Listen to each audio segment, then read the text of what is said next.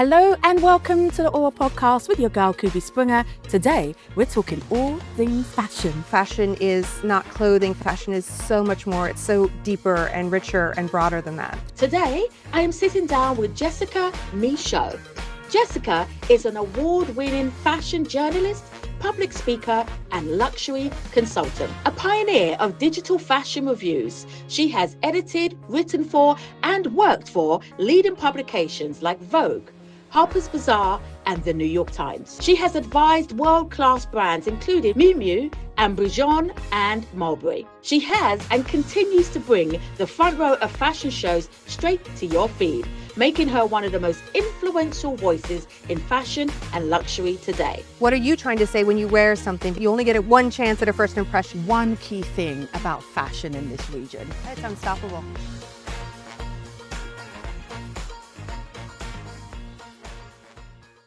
Welcome, Jessica. So lovely to be here. Thank you for having me. First of all, you look fab. Thank you. I love your hair. Oh, it's a signature now. It is a signature. I was going to say to you, I've been stalking your content, and one of the things for me that I love is your signature hair. It's so beautiful. Oh, thank you. Can we start there? Yeah, absolutely. What do you want to know? No secrets. No secrets. Okay, I want to start with your career is stellar. Oh. Absolutely stellar. I mean, all the brands that I love to read and get absorbed into the business of fashion, Vogue, Harper's Bazaar, you've written for all of them. Mm-hmm. I want to start with why fashion journalism? To be very honest, I didn't study anything to do with fashion journalism in college. I wanted to go into political science. I wanted to become the mayor of a small town in California. I ended up coming to Paris because I fell in love with someone and I followed him to Paris. I sent one CV to the International Herald Tribune and was hired to work in the fashion industry or the fashion department. I didn't know at the time that my boss was one of the most iconic women in fashion. I really went in as just a job. And then I went to a fashion show with her that really rocked my world. And it showed me that fashion is much more than something about clothes. It's a way to tell a story. It's a way to talk about the world that we see or that the one that we hope for. And it's a way to empower people. And so it showed me that fashion is not clothing. Fashion is so much more. It's so deeper and richer and broader than that. I love the fashion world. And I love it because of exactly what you've just said. Every time somebody puts on a garment, what they're really putting on is a statement. Mm-hmm. Talk to me about the storytelling of those statements. What does that look like for you and your career? Well, when you're looking at a fashion show, for example, it's not just about that one garment. You're talking about the entire narrative. What is the designer trying to say with their clothing? What are you trying to say when you wear something? Because again, first impressions you only get one chance at a first impression. So when you walk into a room, what do you want to tell somebody about yourself? And it is the clothing that you wear that really speaks to them first, even before you open your mouth. So clothing is such a powerful method of communication. It is. And the fashion industry is so wide and so it has so much depth to it that as a writer, there's so many layers to be able to uncover. Absolutely. What is your favorite element of the industry to write about? Honestly, my favorite element is to talk about up-and-coming designers, especially one of the reasons I came to this region was to highlight some of the regional designers because a lot of their stories haven't been told. So for me, it's such an honor to be able to tell those stories, to get the word out about different designers. You know, I've discovered designers here who I've called up Net-a-Porter or different brands and said, you need to know about Abadia, you need to know about Dimayed. And getting that word out is one of the things I love most about what I do, in the writing, through connections, all of the things. When you were in Paris as a young, beautiful version of yourself, what was you learning in Paris? Because let's be honest, when it comes to fashion, I mean, the UK where I come from, we're the cool kids. Sure. But Paris is just haute couture. It's the Mecca. Nothing beats haute couture. If you can go and attend some haute couture shows, and I have been fortunate to have attended for over 25 years, haute couture, ready to wear, menswear in all of the fashion capitals in the world. Paris is where brands go to show their A game. That is where you can show in New York, you can show in London, you can show in Dubai. But if you really want to see if you can make it with the big leads, Paris is where you have to do it. And again, haute couture, those shows are just some of the most exceptional storytelling, creative, innovative moments in fashion. Unpack for the audience who may not be in the fashion world why haute couture is important. Because I've heard people say, I don't understand, you know, we're never going to buy this, we're never going to wear this. What role does it play in the fashion ecosystem and what role does it play for consumers? It's really all about a sartorial trickle down, because haute couture is where the imagination gets to run wild. It's where the designers can be at their most creative, because it's a one-of-a-kind piece. They can really, sky is the limit, as it were.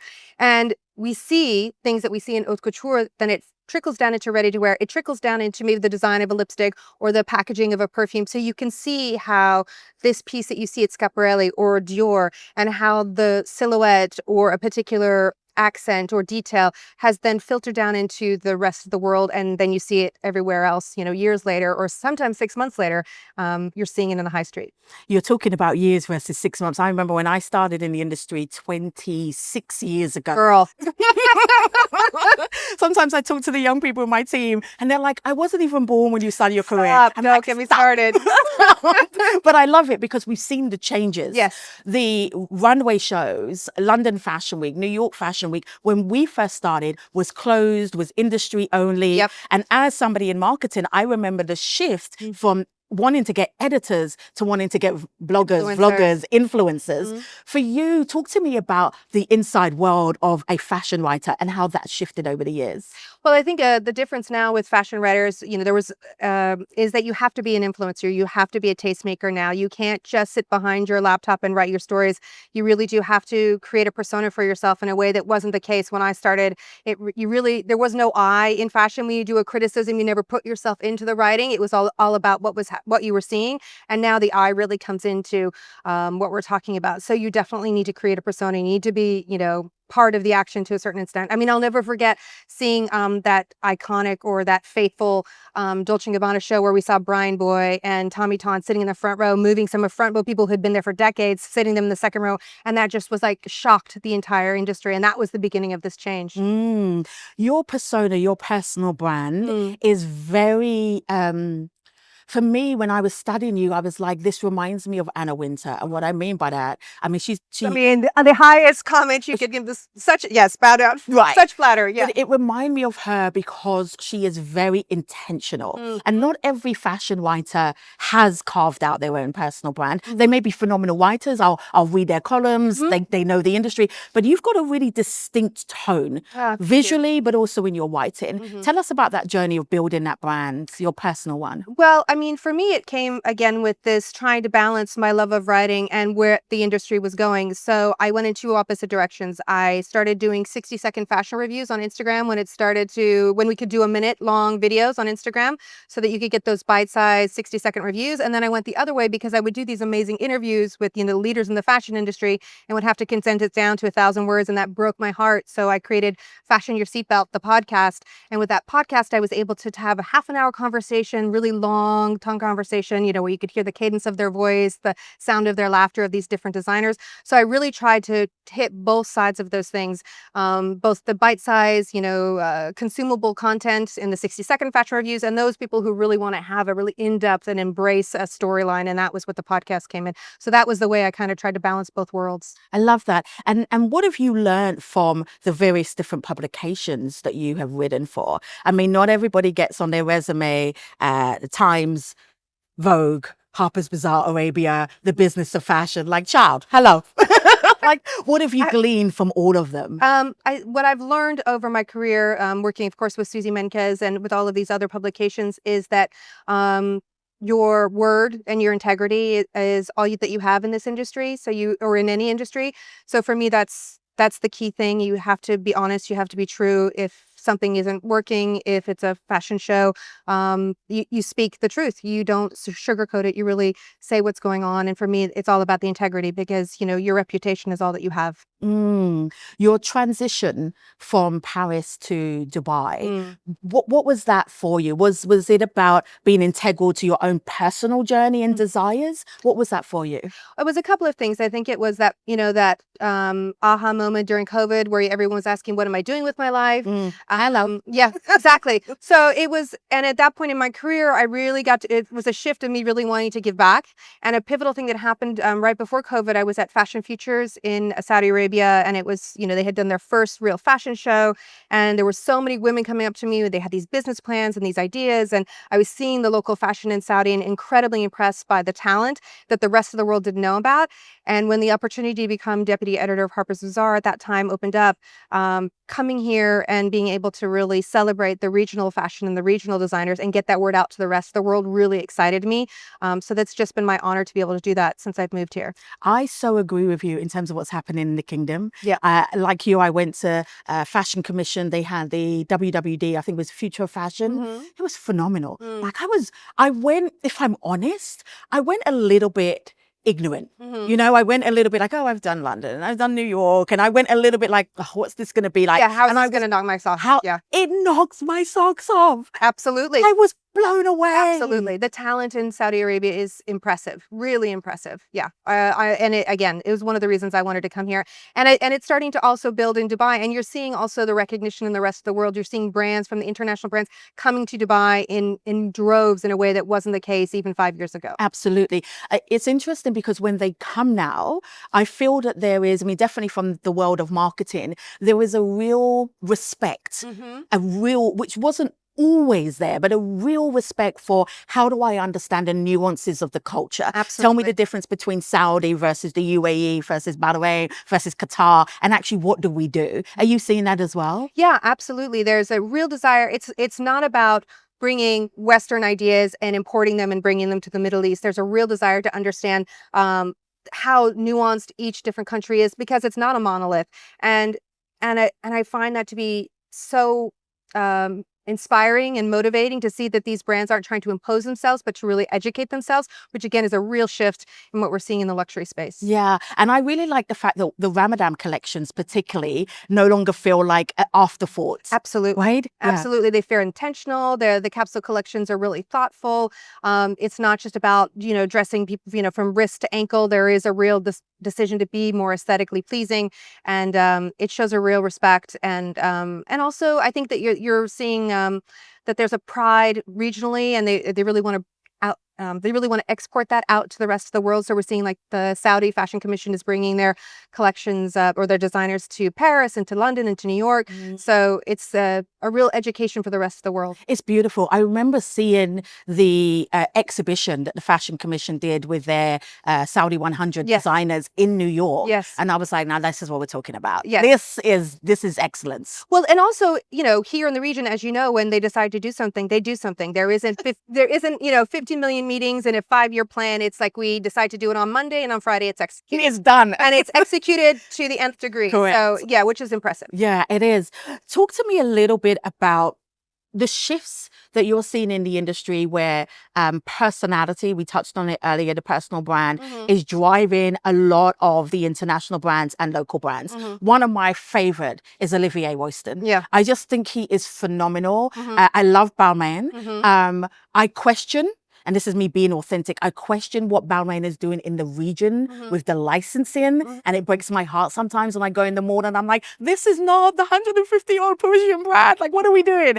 So for you, when you look at big personalities like Olivier, you look at the internationalization of the brand, what are your thoughts and feelings around all of that? Well, I mean, with Balmain specifically, that's a perfect example of a brand deciding to give a license, not thinking of many years ago, and being linked to that person indefinitely, and struggling with the branding, because again, the Balmain that's here is not the Balmain of the rest of the world, and I know the brand really struggles with that. I think that we're seeing, a lot of brands really being careful about who they're partnering with in the region. Also I think that the rules around that has really changed, and also the brands here are being very careful about who they partner with and who they link with internationally. And I think people are just more savvy now with social media and are able to connect through DMs. There aren't the gateways or the boundaries that we had before. There's really no reason that a brand that's born regionally can't go internationally. And to be fair, Olivier has been a lover of the Middle East and Dubai in particular, for many moons now. And you know him personally? Yeah. Can you just give him a high five from me? I will. Thank you. He's the sweetest, he's the nicest, sweetest, loveliest man in the world. Really, really a doll. Oh, talented. Yes, incredibly talented. I was at his first show, and you could see it from the beginning. I'm a big fan. Yes. Talking of who else I'm a fan of, Tell me. the business of fashion. Yes.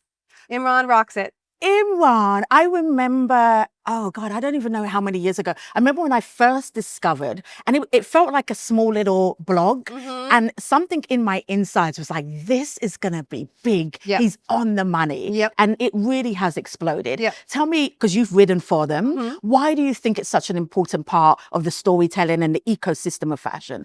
I think that Imran has just been really good about doing in-depth stories, so deep think stories, really coming in with some great data points. He works with companies like Launchmetrics to get some really key data, so supporting big ideas, big concepts with data. And I think that's been really interesting. Great profiles, great breaking stories. He's just, he's really hit all of the different marks. Also, I think it's really interesting that he's going to things like the Oud talks that are in Kuwait. He's been doing roundtable talks here, and he's in the region as well. So he's always very curious about what's going on in fashion, not just, right in front of him, but what's going on in the rest of the world. And that curiosity is what has really propelled Imran. And also, I would say he's very exacting and precise. So again, about the integrity of fashion. For you personally, having had a lot of careers in some of the biggest and most iconic publications, what does the next look like for you?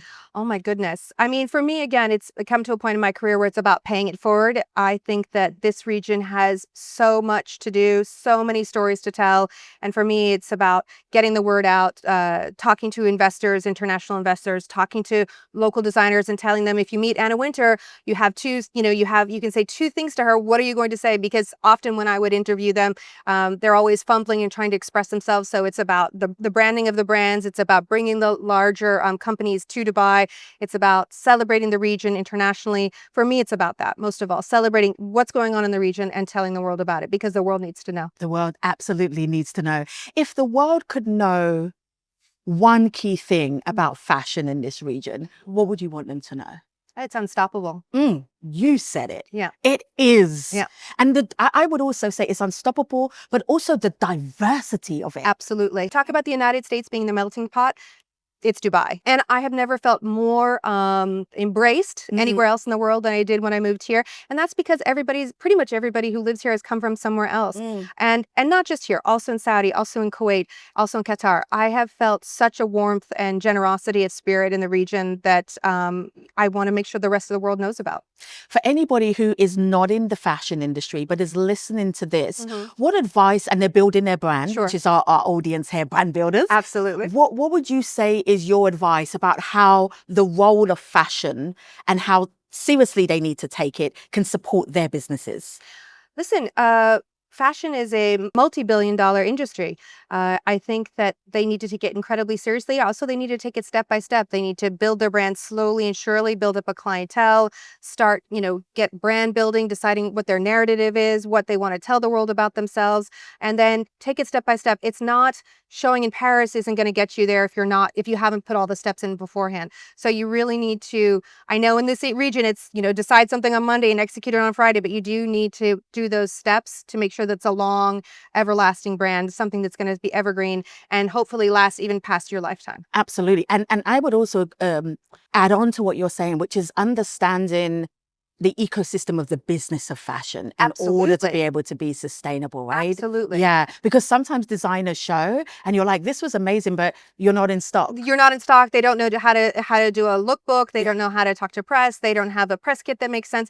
So it really isn't about showing in Paris. That is almost the last step, the end bit. Yes. You have to have all of the rest of it out because it is a business and it's a very serious business. I love that. Oh my God, I've enjoyed talking to you. Okay, we do this thing here, which is kind of quick fire questions. Absolutely. Because I'm being told to do this. I would sit here all day with a mocktail and just chat to you. We can do it. Let's do it off camera. You and I will just hang out. There we go. Yeah, Done. Yeah, done. I love it. All right.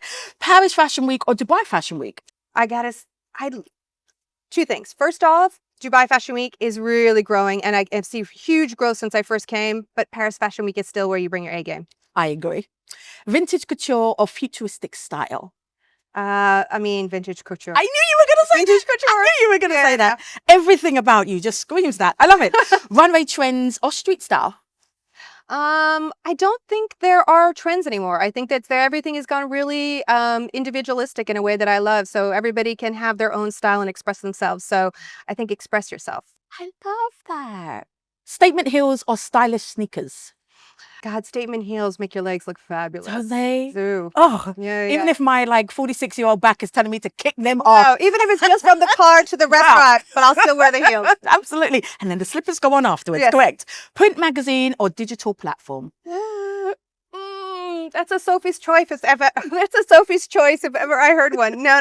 I will not decide between the two. Print is forever for me, and digital is also forever for me. I can't. That's can't decide. Can't decide. Can't decide. Jessica, it's been an honor talking to you. Oh, You're thank a you ball of fun and I love your career. Thank you so much. It's been so delightful talking to you. Amazing. Thank you for coming on. Of course. All right.